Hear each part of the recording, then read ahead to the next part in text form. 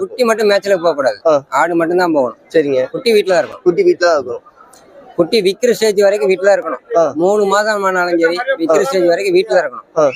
ஆடு மட்டும் தான் மேய போகணும். சரிங்க. ஒரு ஆட்டு கிடாய் மட்டும் கூடயே போகலாம். அவ்வளவுதான். குட்டி விக்கிறோம்னா ஜோடி 14 ரூபாய்க்கு விக்கிறோம்.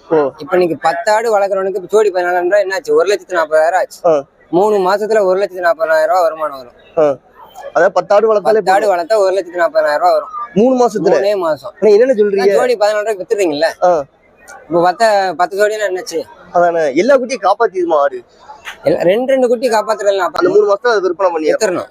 அந்த 3ஆம் மாசம் குட்டியை விற்பனை பண்ணிடலாம்.